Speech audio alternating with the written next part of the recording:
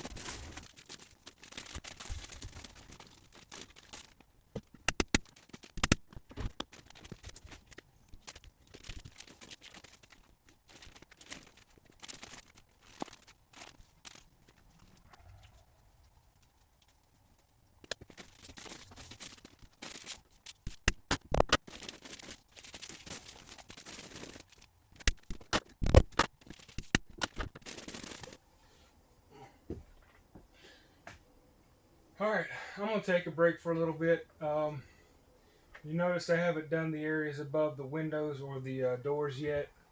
And I'm going to save those for last to do while I am cutting in the for the areas above the top plate.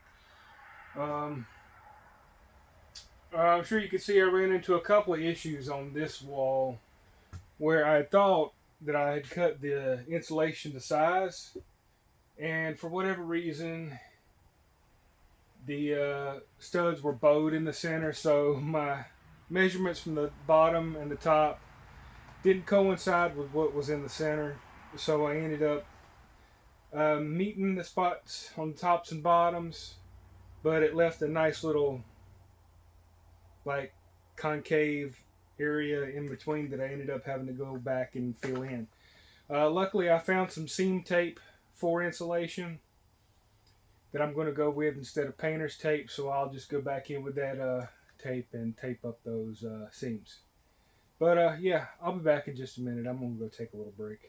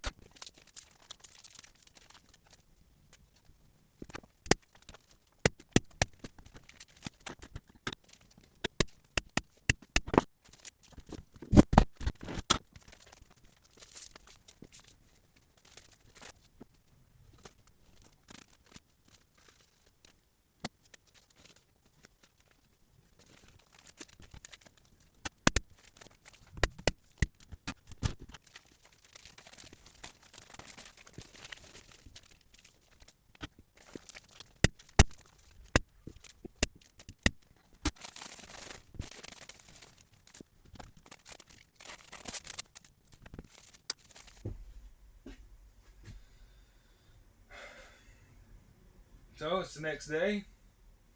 As you can see, I didn't get finished yesterday, and I really could have. I ended up smashing my finger underneath the stapler that I was using, and once I developed a heartbeat in my finger, I was done. I was just done for the day. I couldn't do anymore. I know, poor pitiful me, right? Ooh, he smashed his finger. I was just done at that. I just couldn't.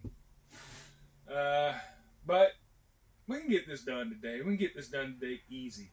So I'm going to go ahead and knock this out. That way we have plenty of time for drywall tomorrow. So I'm just going to shut up and get started.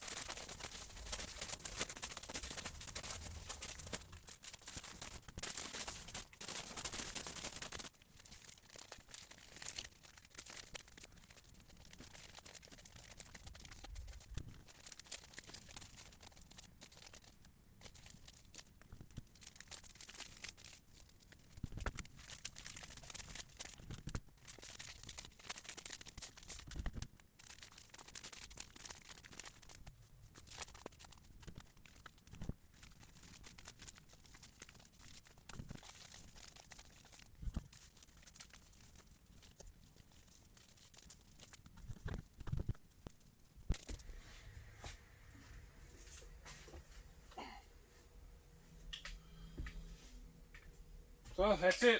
All the insulation is up. And it's funny, you could tell a difference in how sound is in here. It's a lot more muffled, isn't the right word. It's just different.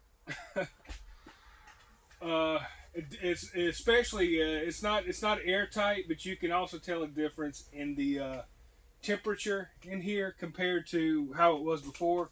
The airflow has really changed, which is good. It means I did. Hopefully, that means I did something right. There are still a few gaps in between a couple of things that I need to take care of to fill in a little expansion foam. I'm going to do that off camera, as well as a couple of areas I need to fix up to make sure that I've got something for the drywall to attached to.